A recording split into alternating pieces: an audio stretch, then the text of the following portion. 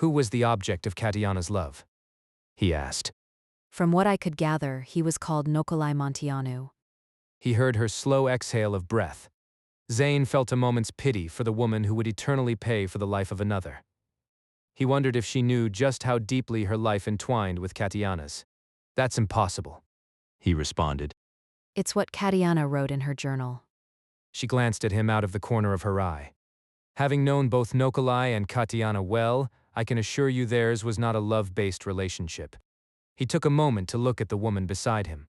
She carried within her the light of the goddess. While not a beauty in the classical sense, she had a commanding appearance. Her brown hair brushed just above her shoulders. She twirled her hair around her finger, lost in thought. She was tall for a woman. He had towered over the women of his day. It was the thing Zane appreciated the most about her. He enjoyed having the ability to look into her eyes without straining his neck. At 6'4", it was not always the case. Whereas Katianna had kept her tresses in curls, Kate wore hers straight and tapered at her neck. The color was a little different as well. Kate's hair bore streaks kissed by the sun. The feature that stood out the most was her eyes. Kate's eyes were arresting. The first time he'd looked in them, he found himself lost. It was the sense of déjà vu that caused him to recover from the spell those eyes cast upon him. He'd already paid for the consequence of being lost in those green eyes once before. Zane? Her voice brought him out of his temporary musing. She stared at him, and he realized she must have asked something. "Forgive me, what?" he asked. I'd say a penny for your thoughts, but I'm not all that sure I want to know. You knew Nokolai and Katianna? I knew both of them well. He debated for a moment, telling her the truth. According to Katianna's journals, she loved him enough to defy the goddess, surrendering her powers to him. Kate said. Pity she didn't do just that. Nokolai would have had a better chance of survival if she had. He responded. She did. Kate said. I was there the day Nokolai died. Katianna still had full use of her powers. Those powers played an integral part in his death, Zane said as he tried to keep the bitterness out of his voice. That makes no sense. Kate said. Why? If she didn't defy the goddess, thus surrendering her power, how did you even know her? Why were you called to end her life, which caused you to be imprisoned in silver? She asked. Zane tried not to return to that fateful day where he paid for the crime of another. The thundering of hooves roared through his mind as his memory sent a shockwave of pain through his joints in a reminder of what he lived through. It was not for love that Katianna surrendered her abilities, he replied. Why would she lie in her journals? We did not discover them for over 400 years after her death. The same reason the goddesses allowed the humans to unearth me. They don't like loose ends. There are no coincidences in this life. Katianna knew that. She knew she would rise once more and wanted to leave a trail of her own existence, one befitting the good graces of the goddess. Zane said. The journals speak of desire so strong she would wait eternities for the chance to have it again. Kate said. Katianna held love for no one but Katianna. If what you say is in those journals, it is because Katianna saw fit to find sympathy from the reader. No. She said, as if he had asked a question. No? No. She replied, without further explanation. Zane felt a newfound respect for the woman beside him. She held her composure well in a situation that was beyond her control. He studied her as she drove. Want to hear what I think? She asked, breaking her silence. Of course. I am fairly certain that you and Nokolai are one. I also think that Katianna loved you so deeply that she gave up what was rightfully hers. You also denied the goddess her revenge by not killing Katianna. Katianna then angered the goddess further by having you killed so you couldn't regenerate. She did this to save your life from the wrath of one seriously pissed-off goddess. Zane could do nothing beyond staring at the woman beside him. She may be the image of Katianna, but that was where the similarities ended. I don't think you loved her in return. I think you liked her. Enjoyed her company, perhaps, but as you said, it was not a love relationship. She added the last bit with a triumphant smile. Though part of what she said was accurate, the reality was, she underestimated her goddess. He opened his mouth to speak, but shut it. Her version might be best for those involved until he found out what was going on. Don't worry.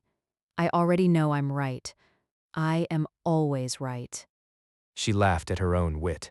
For one so clever, where do you fit into this melodrama? Ah, that is the easiest of all.